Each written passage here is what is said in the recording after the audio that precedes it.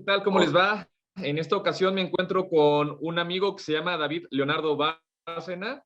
Él es un investigador acerca de las artes marciales, de los deportes de combate, especializado en el kickboxing. Es una persona que lleva muchos años en esta labor, ha practicado varias disciplinas y bueno, tuve la oportunidad de platicar con él largo y tendido en relación al kickboxing y algunas cosas que posiblemente no conocían. De la historia, algunas cosas muy interesantes y mitos por ahí, algunos asuntos extraños que están sucediendo a nivel mundial. Y bueno, Leonardo, muchísimas gracias por la oportunidad. ¿Cómo estás? Hola, muy bien. Muchas gracias a ti por la entrevista. Oye, David, pues platícanos un poquito de ti. ¿Quién eres? ¿De dónde nos estás hablando? Y bueno, pues para que las personas te conozcan. Sí, mira, me llamo David Leonardo Bárcena, soy de España y llevo pues más o menos del año 79, 80 practicando artes marciales, practicando y estudiando artes marciales. Y luego a nivel divulgativo, pues llevo desde finales de los 80 colaborando con diferentes medios y revistas de artes marciales en España. Entiendo. Y bueno, Ok, y bueno, pues brevemente platícanos cómo es que llegamos a conocernos tú y yo. ¿Qué fue lo que te impulsó a buscarme? sí, pues bueno, digamos que hace unos meses, después de casi de más de una década de preparación de un libro que he publicado hace unos meses, es este, Historia del Kickboxing en Japón, pues he empezado a ver una serie de vídeos por internet, en las redes o publicaciones de gente y un poco cometiendo errores en lo que es la verdadera historia del kickboxing, ¿no? Hay muchos, incluso tú miras Wikipedia en cualquier idioma, tanto en español, en inglés, incluso en japonés, y está lleno de errores, omisiones y imprecisiones, ¿no? Entonces, por ese motivo y porque quiero investigar sobre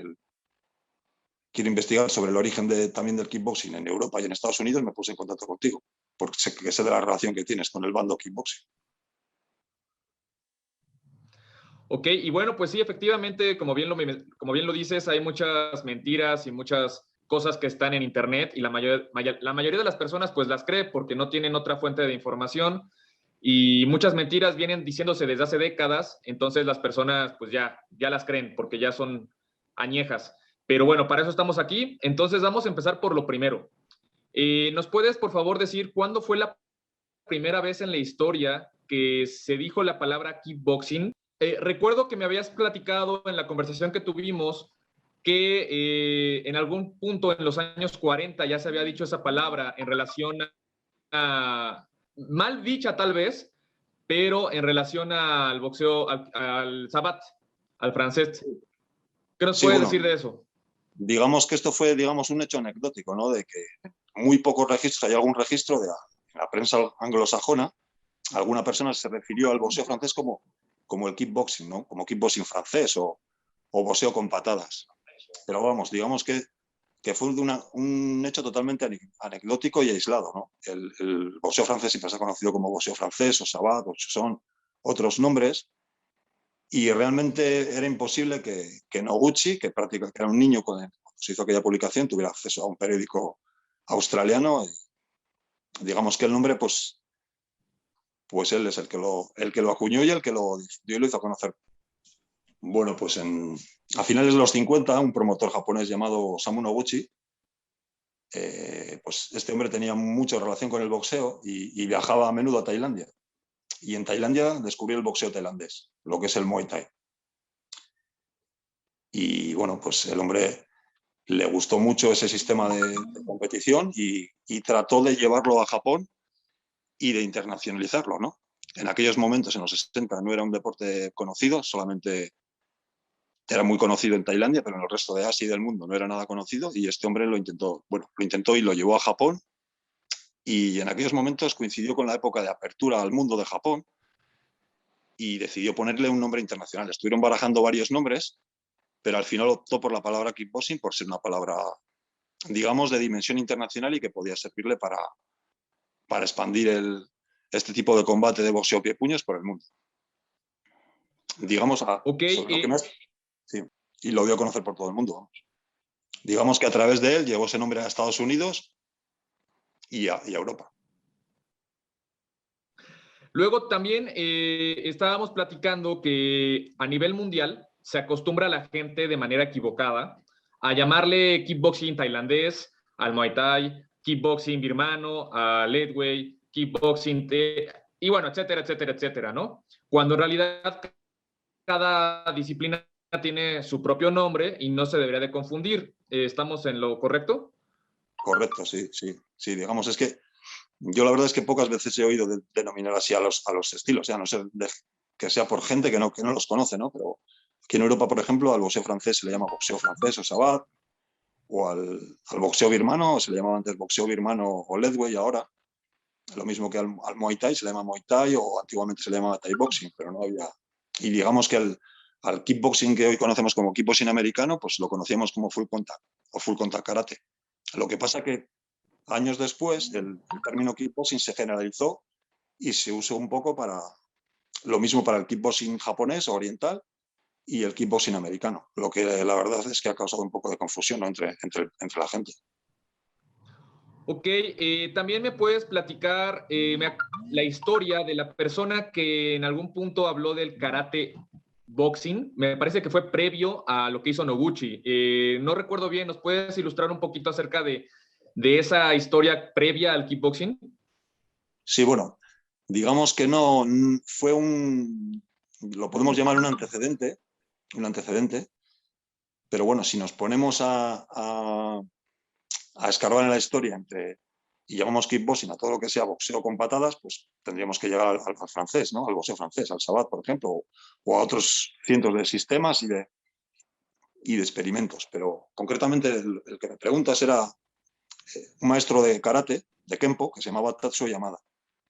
Este hombre fue uno de los primeros alumnos de Hichin Funakoshi y uno de sus primeros cinturones negros, y un poco defraudado por la falta de combate que faltaba un poco, bueno, faltaba totalmente en la escuela de Funakoshi, se fue con el maestro Choki Motobu, que era un maestro okinawense que tenía mucha fama de combatiente.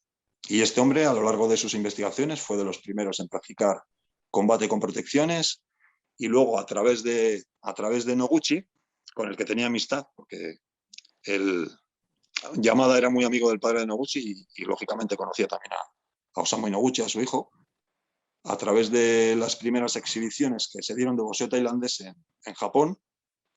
Noguchi llevó a estos boxeadores tailandeses al gimnasio de Yamada y empezaron a hacer algún intercambio técnico y algún sparring, ¿no? Bueno, los primeros sparring entre japoneses y tailandeses que se realizaron en Japón. Y a raíz de esto, el boxeo tailandés influyó en su concepción del combate y introdujo algunas técnicas del boxeo tailandés. Y este hombre es el que puso a punto una competición que se llamaba Karate Boxing, que por desgracia duró poco, ¿no? Fue bastante criticada por las corrientes tradicionales de la época. Lo veían como un deporte así como de brutos y sin mucha técnica. Recuerdo que me habías dicho que no sé si el kickboxing original o el karate boxing, pero uno de los dos también usaban la cabeza, usaban los cabezazos. ¿Me puedes platicar la historia y de por qué ya no se da? Correcto, sí, mira, en el kickboxing original, digamos que un acontecimiento muy importante que conocerán muchos aficionados fue un desafío que hubo entre el Oyama Karate, el karate del maestro Oyama, que todavía no se llamaba Kyokushinkai en aquel momento, y el boxeo tailandés. Este desafío estaba programado para el año 1963 en Bangkok.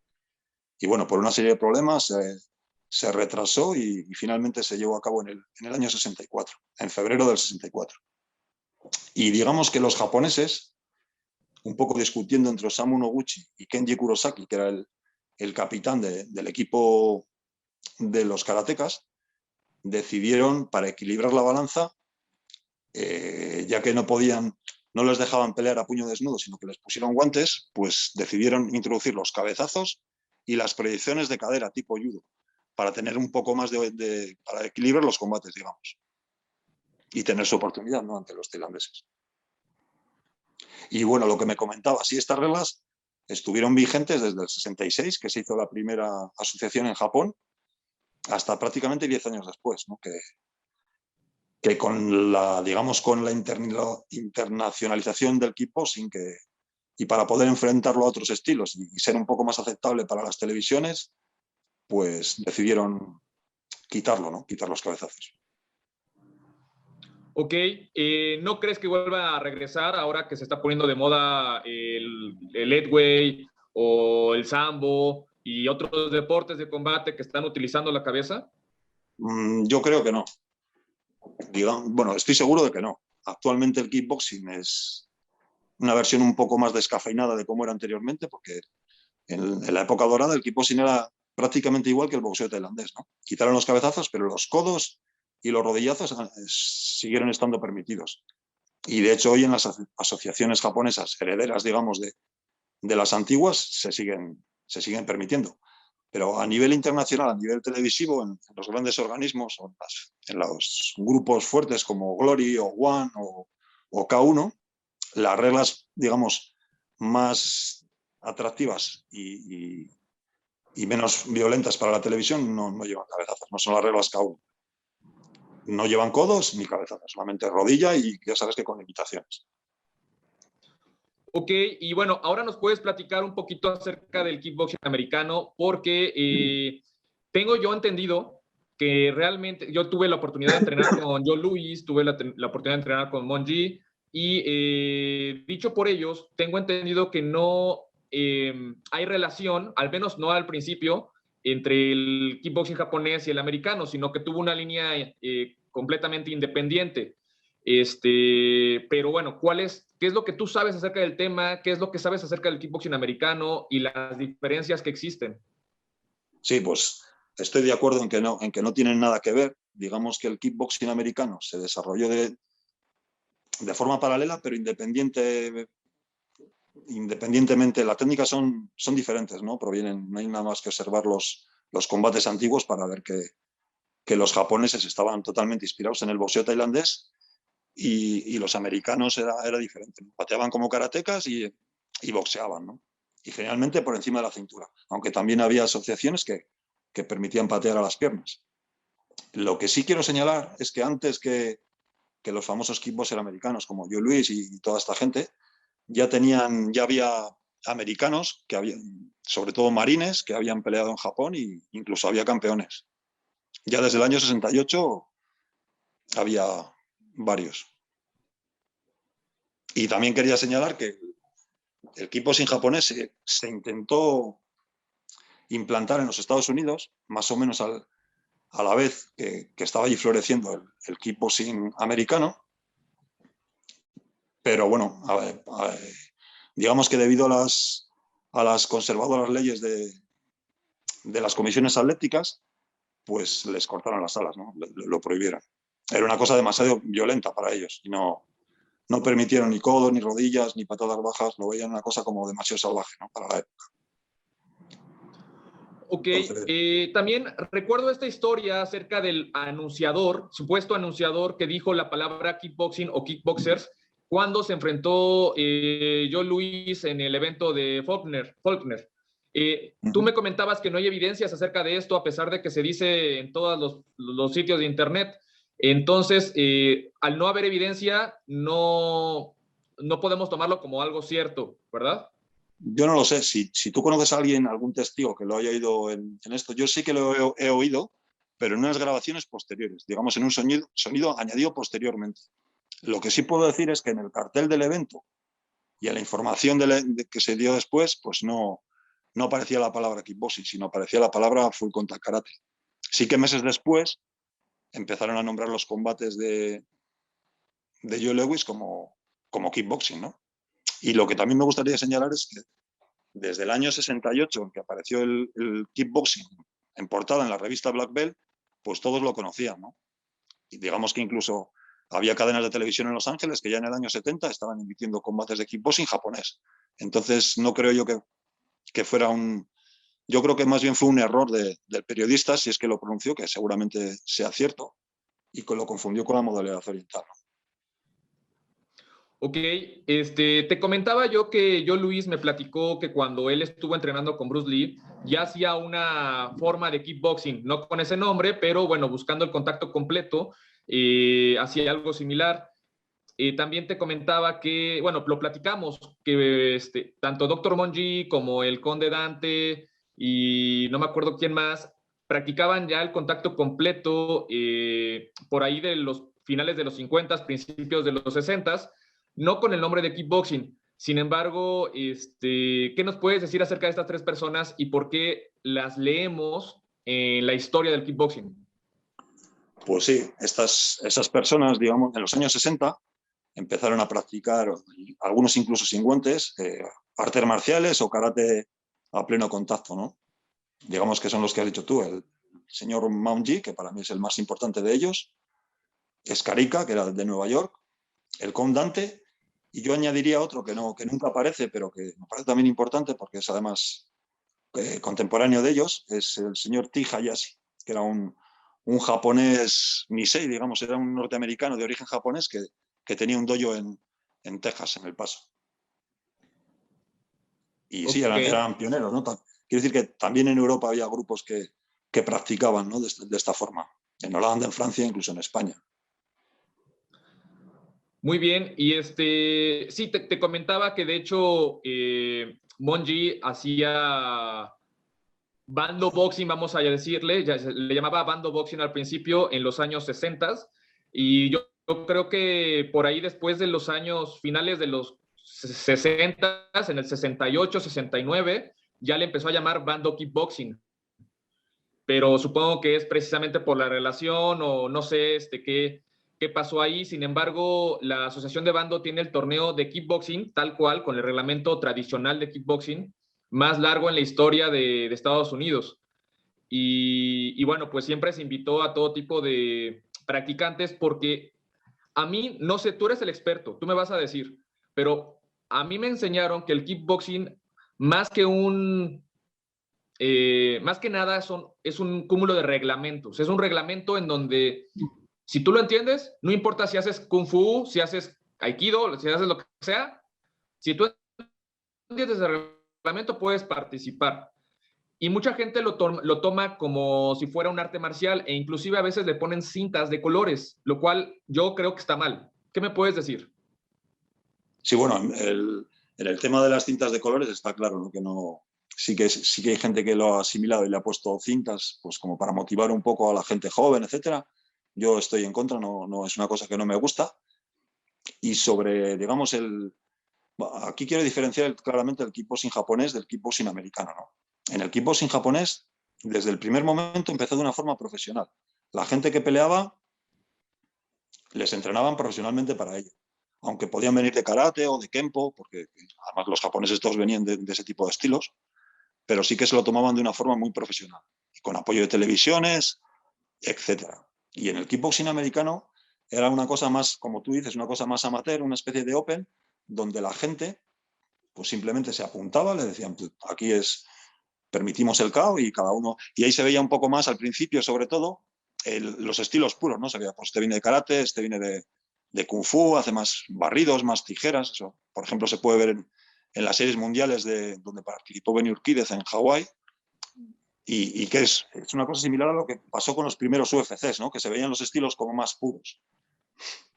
Lo que pasa que, lógicamente, el kickboxing evolucionó, y si no, digamos, el que no consigue, el que no pasa por una serie de programas de entrenamiento, métodos de entrenamiento, que vinieron muchos, sobre todo en Asia, del boxeo tailandés y en Occidente del boxeo, pues lógicamente no encaja, ¿no? A nivel un poco más profesional, si una persona de un estilo puro tiene pocas posibilidades. Como es lógico, ¿no? El reglamento al final es lo que decide las competiciones. Y también es muy conocido o se habla mucho, yo creo que en tercera instancia, del kickboxing holandés. Yo creo que a nivel popular sería el tercero más conocido después del japonés y el americano. ¿Qué nos puedes decir del kickboxing holandés y por qué es tan importante o reconocido? Pues sí, mira, el kickboxing holandés, digamos que es heredero del kickboxing japonés. En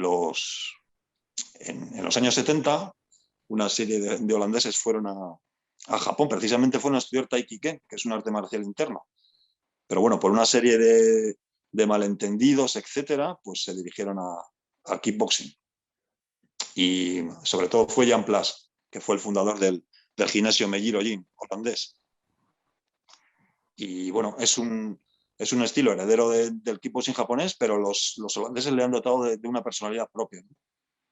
Era un país pequeño, fueron los primeros, empezaron a crear muchos gimnasios, mucha competencia, y luego también en Europa al principio eran peleadores multiestilos, ¿no? Lo mismo iban a pelear con la gente de Sabat, que con gente del full contact o kickboxing americano, que también estaba llegando a la vez a Europa, y bueno, salieron unos superatletas, gente muy fuerte. Y lógicamente hoy es muy reconocible, ¿no? El kickboxing holandés. Yo tuve la oportunidad de, claro, tuve la oportunidad de entrenar con Ramón Deckers. Él, de hecho, una de mis mejores amigas, en aquellos entonces salía con su hermano, con el hermano de Ramón. Ramón Deckers es conocido como el mejor peleador del kickboxing holandés. ¿Tú estás de acuerdo con eso? Hombre, lógico, es de los más carismáticos, o el más carismático, sin duda. Lo que pasa que yo a Ramón Deckers le encuadraría más bien en el Muay Thai, ¿no? O en el Thai Boxing, que es donde prácticamente ha hecho toda su carrera. Y ya después bueno, pasó al vale todo y no le fue bien. Sí, bueno, digamos que ya él en fin de carrera pues hizo algún combate, pero sin ninguna pretensión ya, ¿no?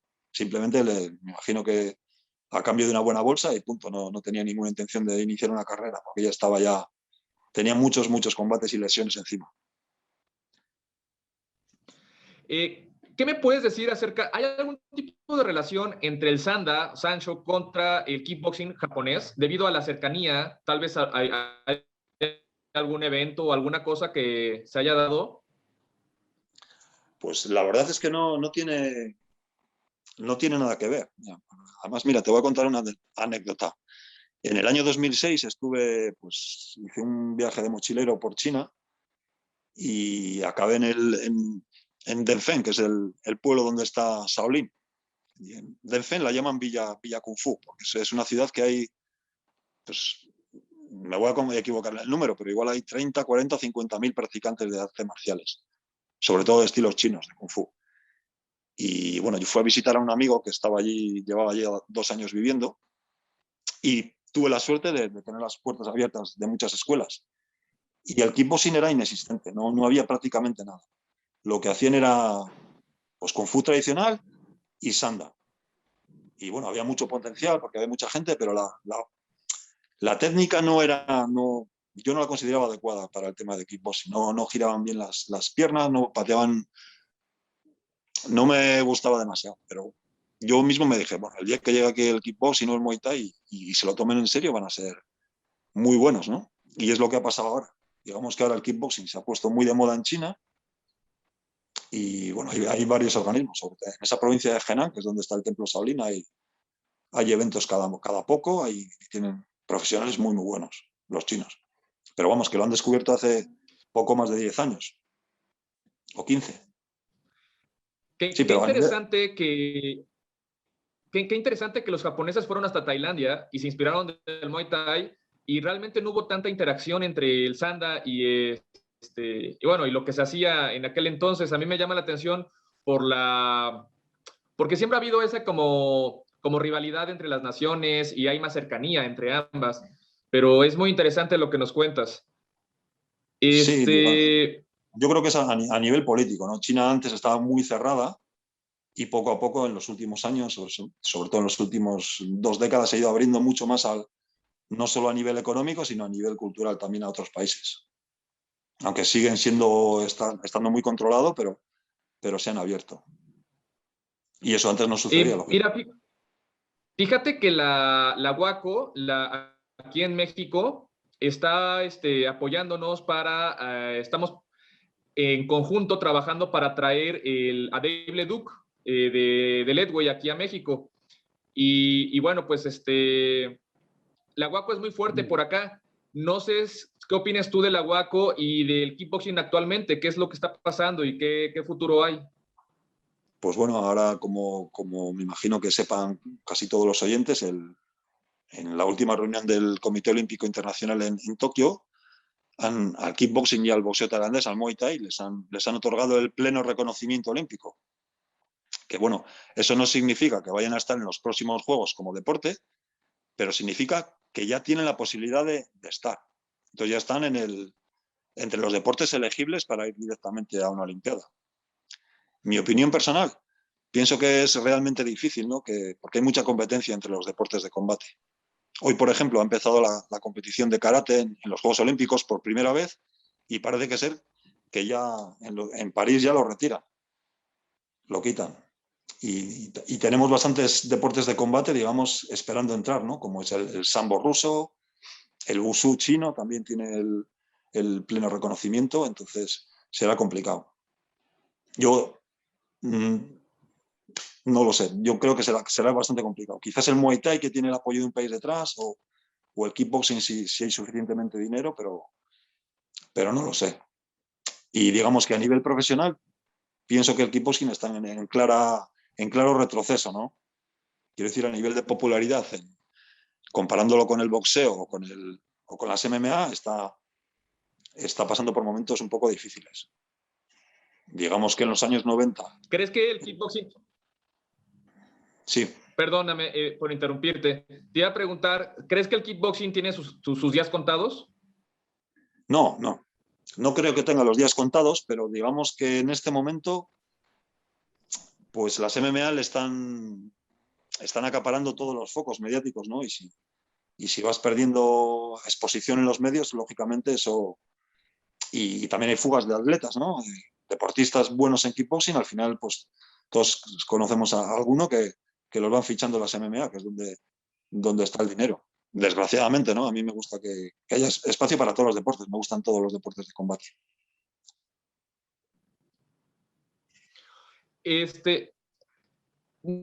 No sé si te hayas dado cuenta de que cada vez más los deportes de combate y las artes marciales se vuelven más sutiles, más suaves, tal vez por fines comerciales, pero yo no solamente es mi opinión, sino que la opinión de todos mis compañeros y colegas y también personas mayores a mí, opinan que antes el contacto era mayor. Actualmente vemos en las Olimpiadas, inclusive en el Taekwondo, por ejemplo, que apenas si se andan rozando, ya ni siquiera se andan golpeando. Exacto. ¿Qué nos puedes decir acerca de eso, tu opinión personal y si crees que le está pasando al kickboxing también? Pues mira, yo como, digamos, como persona independiente, que no tengo, me gustan todas las artes marciales, pero no me adscribo a ninguna tradición concreta, ¿no? He practicado artes marciales japonesas, chinas, europeas, filipinas y me da igual, ¿no? Yo lo que quiero es absorber cultura marcial sin distinción de países. Y bueno, pienso que el deporte puede ser bueno a nivel de difusión y de crecimiento del deporte, pero para mí va en detrimento un poco de la esencia, ¿no? Es lo que me estabas comentando ahora del taekwondo, que si tú ves campeonatos de los años 80 o 90, yo creo que tú me comentaste que eras antiguo practicante de taekwondo, antes era mucho más marcial, ¿no? Hoy en día yo es que he visto técnicas que es que sin peto te dan con toda su potencia, un talonazo así que te dan, que es totalmente casi ridículo, ¿no? Y en cuanto al kickboxing, pues no lo sé, yo creo que las reglas, si es que alguna vez llega a ser olímpico, las reglas elegidas creo que serían las de K1, no lo sé, es un rumor que he escuchado. Y bueno, pienso que el contacto sería igual que el boxeo, ¿no? Sería una cosa más parecida al boxeo amateur. Lógicamente cambia la forma de pelear que en profesionales, ¿no? Es lo mismo que... Pasaría algo similar al boxeo que el boxeo inglés, ¿no? Que no tiene nada que ver el boxeo aficionado con el profesional. Y bueno, Okay. lógicamente y bueno, sería bueno para el deporte, a nivel mediático, vamos. Claro, totalmente de acuerdo. Te quería hacer una pregunta que suena tal vez fuerte, pero pues la hago precisamente para que quien nos esté viendo y tenga dudas de quién eres, pues no tenga más dudas, ¿no? ¿Qué es lo que te da autoridad de hablar acerca del kickboxing? ¿Y por qué tendríamos que leer tu libro? Bueno, digamos que yo la autoridad no me la doy yo. Llevo toda la vida estudiando en este tipo de la historia de este deporte. Me he entrevistado y he entrevistado a los protagonistas y han colaborado conmigo varios historiadores de prestigio a nivel mundial. Y bueno, pueden ver las críticas que hay en internet sobre mi libro, esos son de lectores, pero a mí las mejores críticas son las que me ha dado gente que realmente entendida en este deporte, ¿no? Gente, los mismos protagonistas de la historia, que les ha gustado bastante. Dime. ¿Qué le dirías a un practicante de kickboxing que es cinta verde o cinta azul o cinta negra y está escuchándote a ti decir que eso no estás de acuerdo? ¿Qué le dirías a esa persona que nos está viendo ahorita? Es que no sé qué decir, ¿no? Digamos que, bueno, él se ha apuntado a un dojo, hay dojos que tienen ese sistema de grados y que, bueno, que es respetable, digamos, para gente igual, para motivarles, pero es como, digamos, en deportes de combate como boxeo tailandés, boxeo, en boxeo tailandés también se han establecido una serie de grados, Khan, etcétera. Digamos que en Asia pues no les hace falta eso. Es una cosa más bien de Occidente, pues yo qué sé, que aquí queremos las cosas rápido, queremos reconocimiento y supongo que sea por eso, pero vamos, que siga entrenando y que se esfuerce simplemente. ¿Ok? Que no le den importancia ¿Estarías a de, estas cosas. ¿Estarías de acuerdo en la declaración que dice que puede ser cinta negra en kickboxing, pero lo importante es el número de combates que tienes? No tanto la cinta o el grado, porque a final de cuentas es un deporte de combate y lo que importa es tu experiencia en dicho deporte, no tanto el conocimiento técnico estético, ¿correcto? Pues sí, pero también te quiero puntualizar que no me gusta que, digamos que la competición es una cosa, digamos, reservada para la élite en todos los deportes y en estos deportes donde la competición es tan dura, yo entiendo que todo el mundo no puede llegar a la competición. Entonces, tampoco lo veo correcto, ¿no? Que se menosprecie un poco a la gente que no compite o que no, porque digamos en los gimnasios es un tanto por ciento muy pequeño, ¿no? Igual un 5, un 10%, 15%, depende de los clubs, ¿no? Por suerte hay diferentes modalidades, ¿no? De más a menos contacto para que la gente que quiera pasar al ring o a otro tipo de competiciones lo pueda realizar. Pero quiero decir que el kickboxing, como las artes marciales, están hechas para todo tipo de público, no solo como para una élite competitiva, ¿no? Mira, hace poco un alumno, un amigo holandés que lleva en un grupo de investigación allí en Holanda, me acaba de enviar un vídeo de los exámenes para cinturón amarillo en la antigua escuela Chakuriki, a principios de los 80. Y allí, para sacarse la cinta amarilla, tenían que hacer combates duros al cabo en ring. Y así sacaban los cinturones amarillos. Pero digamos que eso hoy en día pues sería impensable, ¿no? Si la gente quiere vivir de ello o de sus clases, pues no podría, ¿no? Tendría que ser gente que tendría... Sería impensable ese tipo de prácticas. Pero bueno, menudos cinturones Ok, amarillos. ok, y bueno, me gustaría que nos comentaras, tú practicaste kickboxing, no nada más lo estudiaste, sino que estuviste practicándolo durante algunos años. Me imagino que fue el kickboxing japonés el que tú practicaste, o fue alguna otra variante. Yo empecé haciendo el full contact. Full contact es el kickboxing americano, que no sé cómo lo conocen. Bueno, también en México lo han conocido como full contact. Y después empecé a hacer algo de boxeo tailandés. Y Ok, después ya que y después te pasaste al kickboxing. aquí, bueno, he practicado diferentes artes marciales. Digamos que aquí en los gimnasios en Europa, esas modalidades se daban en el mismo club, todo el mundo hacía parecido, ¿no? Ok. Digamos, había Actual, gimnasios especializados que solamente hacían full contact, pero había muchos otros que pues, llegaba el kickboxing, también hacían kick o boxeo tailandés. Lo que pasa es que el boxeo tailandés llegó después y al principio pues la gente estaba menos formada, ¿no? era más En tu complicado. opinión, ¿cuáles son los 5 países más fuertes en el kickboxing? Bueno, la verdad es que ha cambiado mucho a lo largo de los años. Hubo una época que bueno, al principio fueron los japoneses, después los holandeses fueron muy fuertes.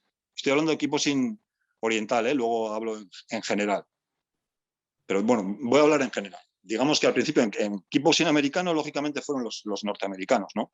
Los conocidos Bill Wallace, Don Wilson, Teriol, Urquídez, etc. Luego en Europa los franceses y holandeses y los japoneses. Actualmente, pues al haberse, digamos, universalizado el deporte, ya hay gente muy buena de muchos países.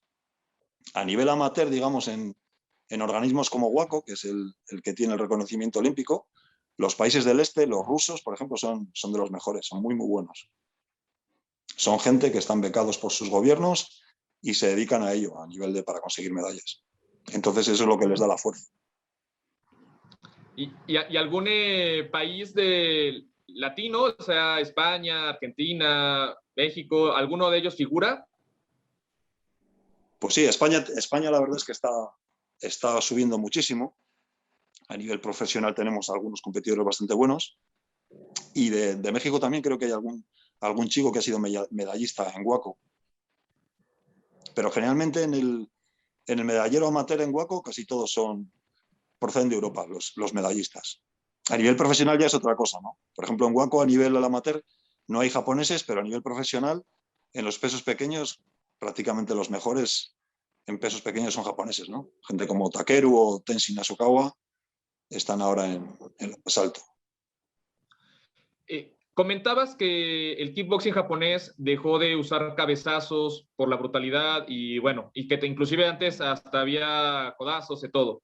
Ahora vemos que nada más se usan puños y patadas e inclusive hay algunas organizaciones que te permiten patear por dentro del muslo, otras que no. Eh, ¿Cuántos tipos de kickboxing hay realmente? Porque puede haber 2 personas que practican kickboxing y tengan reglamentos muy diferentes. Bueno, digamos que en amateur están muy claramente diferenciados, ¿no? Está lo que es el full contact, que es como el antiguo kickboxing americano, donde están permitidas las patadas por encima de las piernas. Está lo que llaman la modalidad low kick, que es igual que el kickboxing americano, pero permiten también las patadas bajas. Y luego están las reglas K1, donde se permiten también los rodillazos. Y a nivel profesional está bastante claro porque prácticamente solo pervive la modalidad de K1. Entonces yo creo que ha ido evolucionando el deporte, pero la modalidad profesional más conocida a nivel mundial es el K1. Aunque en Japón se siguen realizando combates a la antigua usanza, ¿no? De kickboxing con codos y con rodilla. Y con clinch. Muy, muy parecido al boxeo tailandés, lo que pasa que la forma de puntuar los combates es diferente. Ok, mi última pregunta. Acabo de ver un video acerca de más brutales, supuestamente, y el Sanda estaba entre los primeros. Y ahorita que te escucho, me dices que pues no te quedaste muy impresionado al ver Sanda. ¿Por qué? ¿Por qué me podría decir acerca de esto? El Sanda yo lo tenía también contemplado como un deporte muy fuerte, pero yo no he ido a China, entonces realmente no sé, no he visto lo que tú has visto. Si no hace falta ir a China, vamos, no, quiero decir, yo veía cómo entrenaban, ¿no? La gente. Y no digo que sea, vamos, es un deporte brutal y esas proyecciones que te hacen que permiten agarrarte la pierna y proyectarte contra el suelo me parecen brutales, ¿no? Y buenísimas. Lo que me chocó es, o lo que yo veía, es que si a esa gente, a un potencial humano tan fuerte, porque son gente que prácticamente eran niños que tenían unas pocas horas de estudio, digamos, académico, y el resto del día se lo pasaban entrenando como profesionales, en un régimen, digamos, casi militar. Entonces, yo, digamos, como amante del kickboxing y del boxeo tailandés, me hacía la pregunta a mí mismo, como, pues a esta gente les entrenas, les varías un poco las técnicas de pateo y les enseñas a boxear un poco mejor y pueden salir gente muy, muy buenos. Digamos que yo creo, Ok, estoy convencido de que la forma de pateo, la tecnología de pateo tailandesa me parece de las más eficaces en el mundo de las artes marciales, ¿no? Es también la que han cogido a la gente de MMA, etcétera. Eso es por eso, simplemente. También me comentabas que no estabas muy a gusto con el tipo de pateo del kickboxing americano, y obviamente también del bando kickboxing, que a final de cuentas se hizo fuerte en Estados Unidos, que aunque realmente empezó a trabajarse por parte del papá de Dr. G en Birmania, antes de los 50, realmente karateca o a veces hasta tipo taekwondo, y que no te gustaba eso tampoco. ¿Has visto algún cambio? Sí, bueno, no es que no me gustara, digamos que simplemente que me chocaba, ¿no? Que un arte que venga del sudeste asiático tenga más similitudes con el pateo tradicional del karate o del taekwondo. Y y realmente sí que me gustaba. Ver gente como Bill Wallace, que para mí ha sido un modelo, o como Rick Rufus, que tenían un pateo muy bueno, sí, me gustaba mucho. Y hay muchas patadas que hoy en día están olvidadas, ¿no? Como el giro de talón al hígado o el giro completo a la cabeza, que en kickboxing, digamos, profesional hoy en día no se usan mucho, sí que me encantaba. Lo que pasa que, sobre todo, estoy hablando de las patadas circulares, ¿no? Que al llevar protege-tibias en full contact, pues no, pues las daban con el pie, y también al tener protectores de pie. Digamos que si te quitan esos protectores de pie y de espinilla, es más doloroso y mucho más eficaz pegar con la tibia, ¿no? Como pegan los tailandeses. De hecho, cuando han peleado tailandeses con americanos, pues muchas veces tenían muchos problemas en los brazos, ¿no? Incluso fracturas. Y no te digo nada las piernas, si no las bloqueas bien. No es que no me gustara, es simplemente... ¿Tú considerarías, yo tengo un Sí. buen amigo que alguna vez entrenó conmigo también y tuvo que ver con Bando, que fue campeón mundial en 2 ocasiones de full contact. Platicando con él me decía que hace muchos años que el Sabat y el full contact como que hacen mejor match que los otros tipos de combates de los que estamos platicando. Me imagino que es por el pateo y sobre todo por el pateo alto, ¿no? ¿O tú estarías de acuerdo con ese comentario?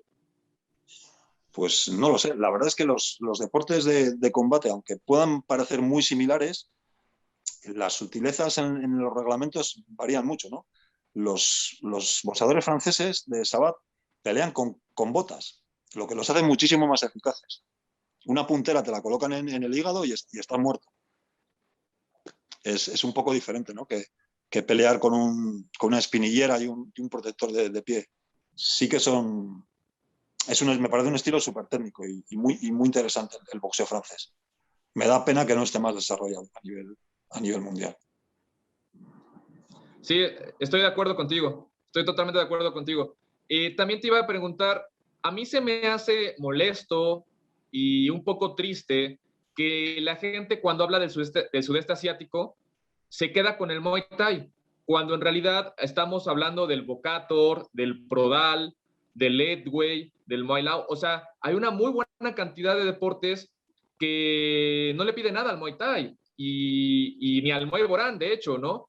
Que son brutales, algunos son más antiguos, de hecho, que el Muay Thai. ¿Por qué crees que estos países no tienen esa fama? ¿Por qué casi nadie habla de todos estos deportes, de todos estos artes marciales o deportes de combate? Sí, como bien dices, son muy similares, ¿no? Y el Tomoe y el Malasia son todos, digamos, la misma raíz y técnicamente son pues bastante similares, ¿no? Han tenido mucho intercambio y lo que pasa, yo pongo de ejemplo digamos, al boxeo tailandés porque es donde se profesionalizó el deporte, ¿no? Digamos, en los años 80, por ejemplo, en Myanmar, los que practicaban boxeo birmano, pues eran gente que tenían que trabajar en el campo o en otras cosas y dedicaban muy pocas horas a la semana a entrenar. Igual 3, 4 horas. Y sin embargo, en la misma época, los tailandeses, había miles de personas viviendo profesionalmente de ello. Gente que se levantaba, se corría sus 10 kilómetros, entrenaba, echaba una siesta, volvía a entrenar, así 6 días a la semana, peleando casi cada 2 semanas o incluso semanalmente. Entonces, de ahí nacía el nivel profesional y el desarrollo tan espectacular de la técnica. No porque sean mejores sistemas, sino por los sistemas de entrenamiento y la cantidad de practicantes. Quiero decir que los estilos Ok. son muy similares. Pues Sí, bueno, pues esas son todas las preguntas que tenía para ti. Si tienes algún otro comentario que quieras decirnos, dónde podemos conseguir tu libro, sí, pues no, que muchas si gracias a ti por la... alguien quiere saber más de ti, cómo te puede contactar. Sí, pues mira, tengo un grupo que se llama Historia del Kickboxing, del Muay Thai al K1, que es el mismo título que el libro. El libro se puede encontrar en cualquier país del mundo a través de Amazon o bien pidiéndomelo a mí en mi grupo de Facebook. Y nada, pues quería comentar que estoy estudiando, investigando para hacer una segunda parte del libro que va a tratar sobre la historia en Europa y en Estados Unidos.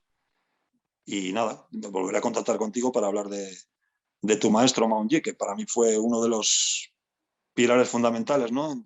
Sobre los que se elevó el kickboxing americano.